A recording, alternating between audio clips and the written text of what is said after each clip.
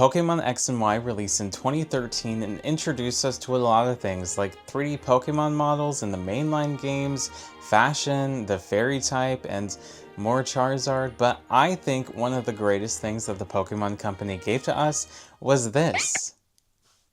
Espurr is a small gray cat Pokemon introduced in Pokemon X and Y. Standing at usually about a foot tall, they have large forward-facing ears, round lavender eyes, and a constant, unblinking stare that gives it an oddly serious expression. Its soft, slightly ruffled fur and tiny body make them look like a kitten, but its fixed gaze and stiff posture set it apart from more playful or expressive cat Pokemon. Espurr's ears are almost always kept folded down, hiding the mysterious organ that's said to be the source of its psychic powers. Known as the Restraint Pokemon, Espurr is one of my favorites, and I'll be exploring the representation they've had across media, merchandise, and internet culture. If you're new here, introduce yourself in the comments by telling me your favorite Pokemon. My name is Aaron, and I'm a content creator who likes to explore the emotional impact of video games through thoughtful, community-driven content. My content blends nostalgia, data, and creativity, from analyzing fan polls with thousands of responses to capturing plush and figures through the lens of toy photography.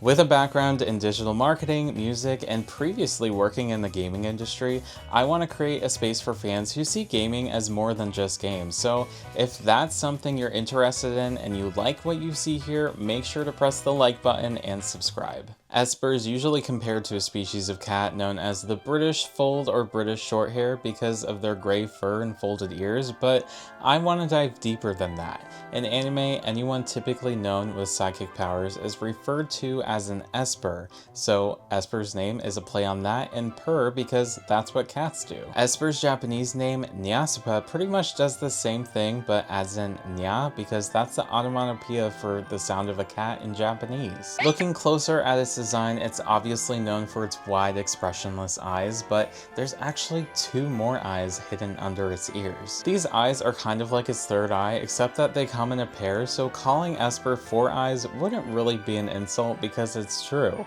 You can see Espurr's ears lift in attack animations because it's said that's where their psychic powers come from. If you know anything about Pokemon, it's that their designs are usually rooted in mythology and real-world references, so since Pokemon is Japanese, we can assume that some Pokemon might be inspired by Japanese culture. Espurr and its evolution Meowstic could be considered kaibyo, which is a category of supernatural cats in Japanese folklore. Kaibyo is generally translated to strange cat in English, and cats are commonly depicted as yokai in Japanese culture. You might already be familiar with one of these already, Bakeneko, which is what Meowth is inspired by, being one of those cat statues you see everywhere to bring good luck. But there are also two more forms of kaibyo, being Nekomata and bakeneko, and I believe that Espurr is more aligned with those. The difference between these two kaibyo is pretty ambiguous, but a noticeable one is that Nekomata have a split tail, which actually describes Espeon pretty well now that I'm talking about it. So does that mean evolutions could be considered cats? Nekomata and bakeneko are known for things like shapeshifting, manipulating the dead, and cursing people, and while Espurr lacks these vengeful qualities that these two yokai share, it channels them through its design and lore, being an ordinary cat hiding extraordinary potential. Espurr's introduction to us was in Pokemon X and Y, where you can find them as early as Route 6 on your way to Parfum Palace, and serves as a great early game psychic type. Espurr's Pokedex entries tell us that beneath its unassuming presence, this small psychic type harbors immense and unstable power, painting them a far more complex and intriguing picture than its calm demeanor might suggest. Espurr's entries from X and Omega Ruby give us a concrete explanation for its mystery, detailing that it keeps its ears covered to prevent power from escaping and describing what's under them as organs that need shielding. Making their ears into a literal containment device does a few things for Espurr. It explains the classification being the Restraint Pokemon, indicating that blank stare might be more than it suggests, because it's constantly physically bracing itself from the power it can barely control, according to the Pokemon Y and Alpha Sapphire entries. Pokemon Violet's Dex entry emphasizes symbolizes the unchanging, expressionless face, hiding an intense, frantic struggle. Their unreadability is emotionally compelling because we feel protective or curious about what it's holding back. Then there's Pokemon Scarlet's dex entry that tells us that Espurr falls unconscious if this power builds too much, showing us that there's cost and vulnerability associated with Espurr. The idea that Espurr could basically flatten a whole stadium and send wrestlers flying is interesting, because how can this small child carry that much power? I can relate to Espurr in a lot of ways, not in the sense that I harbor immense psychic power, but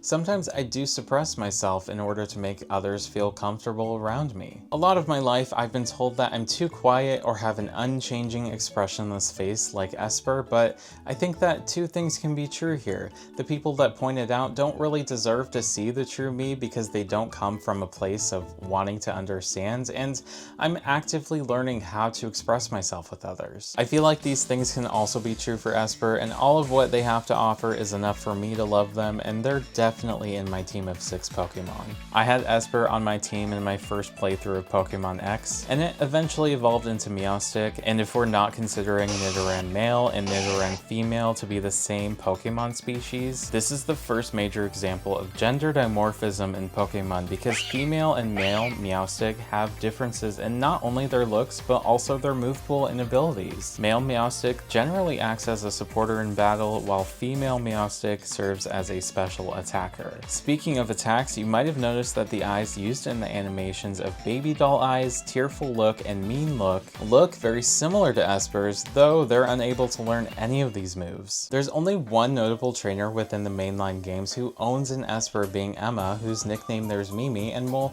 actually cover them a bit more later, but someone I want to give a shout out to is Olympia, the gym leader of Anastar City in Pokemon X and Y, and while they don't exactly own an Espurr, they do have a Meowstic. Espurr has appeared in various spin-off games as well, but here are the more notable ones. In New Pokemon Snap, you can find Espurr in the Forest Course, a foggy, densely packed area that feels made for its mysterious vibe. True to form, Espurr will lock eyes with you in that signature wide-eye stare before showing off its psychic powers, floating through the fog in a way that perfectly blends cute and eerie. One of Espurr's most fleshed out portrayals comes from Pokemon Super Mystery Dungeon, where they're a student in Serene Village. Here, Espurr is clever, dependable, and capable of using telepathy to communicate across long distances. While the games and anime often focus on Espurr's raw power and its struggle to control it, this representation in Mystery Dungeon turns Espurr into a more grounded and memorable supporting character. In Pokemon Masters EX, Espurr partners with Calum, the male protagonist from Pokemon X and Y. This pairing makes sense given Calum's Kalos roots and Espurr's debut generation, though an interesting choice because I don't think this has been a canon Pokemon for them anywhere else. Espurr's first appearance in the anime is one of the reasons that I have such an attachment to this small gray cat. Episode 817, Seeking Shelter from the Storm, we see Ash and friends seeking shelter from a storm. They eventually meet an Espurr who's trying to find its owner, but we unfortunately learn that they've passed away when we meet their granddaughter. I cry every time I watch this episode because Espurr is so cute when they play with Bonnie, and they don't deserve to know the void that forms when you lose a loved one. Luckily, by the timely appearance of the granddaughter, they take them in, and we see Espurr smile again. Another major appearance for Espurr happened in Pokemon Generations, which is a mini-series celebrating the 20th anniversary of Pokemon, with each episode inspired by the video games from Generations 1 through 6. This specific episode is known as The Investigation and features Mimi, who I mentioned earlier, and they're accompanied by Looker in Lumio City, and they're looking for Emma. And because these episodes are directly referencing the games, we know that Emma has been brainwashed acting as Essentia because they're trapped in the expansion suit, which is a creation from Team Flare. Mimi immediately clocks that it's Emma inside the suit because of their bond, but then this happens. Mimi! I never want to see this happen again to an Espurr. Other minor appearances from Espurr in the anime include a trainer's Espurr appeared in Summer of Discovery in Foggy Pokemon Orienteering and in a picture in Battling into the Hall of Fame. An Espurr appeared in Day 3 Blockbusters. 2 Espurr appeared in a flashback in Splitting Airs. An Espurr appeared in The Future Is Now Thanks to Determination. 2 Espurr appeared in Party Dancecapades. 2 Espurr appeared in Farewell Sprigatito. A trainer's Espurr appeared in Liko vs. Rika Towards the Battle's End. 3 Espurr appeared in the Volcanion and the Mechanical Marvel movie. And lastly, but hopefully we'll see more of Espurr later, they appeared in Poketoon Episode 12. In the Pokemon Adventures manga, Espurr makes their debut in the XY arc during Kangaskhan Kangas Can't, where it's seen by a fountain in Santaloon City with his trainer. This small introduction is followed by a more notable appearance in Overthrowing a Tyrant, where a Team Flare Grunt uses not 1 but 4 Espurr to stall Y, Tierno, and Shauna. Cassius steps in with his Gourgeist, capturing 3 of them. The remaining Espurr ends up in the care of Emma after they find them lost and confused, who we know by now is nicknamed Mimi. Espurr also pops up later in Chestnut Protects as a resident of Pokemon Village, which feels fitting given the location's reputation as a safe haven for unusual or unwanted Pokemon.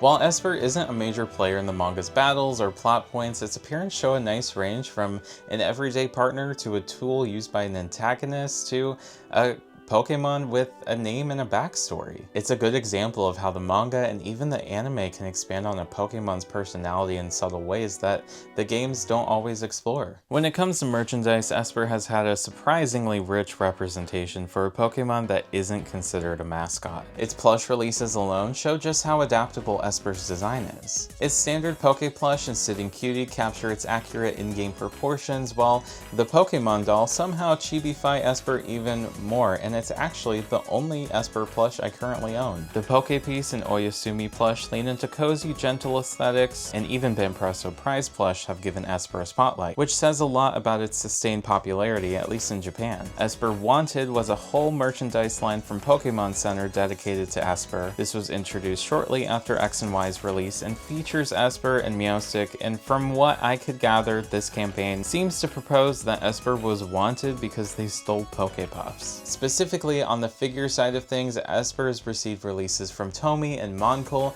as well as representation from Bandai's Scale World line. In the TCG, Espurr has received 9 cards so far, and it's a fairly easy set to complete, starting with Flashfire, Breakpoint, Generations, Burning Shadows, Forbidden Light, Unbroken Bonds, Battle Styles, Silver Tempest, and Surging Sparks. 8 of these depict Espurr with the stare that they're known for, but Unbroken Bonds actually breaks the bond and shows Espurr finally more relaxed. While these cards aren't really sought after, they've at least reminded people that are in the hobby that might skip over a common card like Espurr that they're around. Their popularity has led to plenty of other Pokemon Center merch, from keychains to stationery, but what's interesting is that a lot of this merch tends to downplay Espurr's eerie appeal. Instead, they often push the cute kitten angle, smoothing over its unsettling qualities in favor for ones that are more marketable. The contrast between the eerie Espurr in the games and the softer, cuter versions sold on shelves is part of what makes merchandising history so fun to look at. I've mentioned Espurr's stare throughout this video, but why has it resonated with so many people? A big part of it comes down to how perfectly its blank, wide-eyed expression balances the cute and the unsettling. From the moment Pokemon X and Y launched, players started screenshotting Espurr's face in every possible context, from zoomed-in battle shots, awkward camera angles, and those moments where its gaze seems just a little too intense. The result was a flood of memes, often paired with ominous captions like "Espurr knows what you did," which turned its lack of expression into a running joke about secret knowledge or quiet judgment. The humor works because Espurr's design is so minimal that it becomes the perfect blank slate,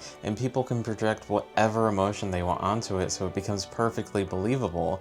Its tiny little body also adds to the comedy, being the cursed cute energy that's inherently shareable online. Even the Pokemon Company themselves have leaned into the joke. One standout example is a widely shared image of Espurr staring wide-eyed at a pokepuff, mouth open wide in a way that's both adorable and weirdly intense. It's the kind of expression that feels meme-ready and fans immediately run with it. This self-awareness from Pokemon shows that Espurr's popularity isn't just fan-driven. Its charm has become part of its official identity, cementing it as one of the most memeable Pokemon of the modern era. So what makes Espurr important isn't just its wide-eyed stare or psychic potential, it's how it resonates with people who see themselves in that quiet restraint, who understand what it's like to hold back something powerful, whether that's an emotion, a talent, or part of yourself the world isn't ready for. In the games, Espurr's lore tells us that it's always on the verge of unleashing something it can't contain.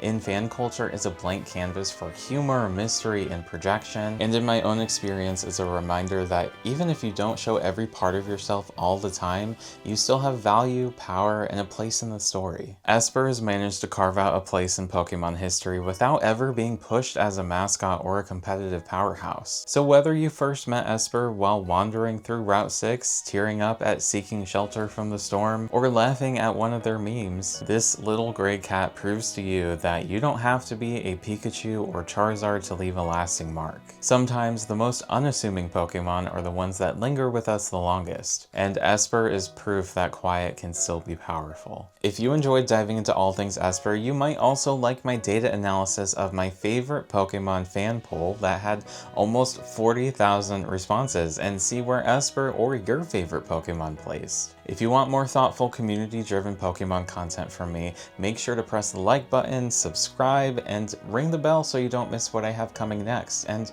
remember to keep loving what you love.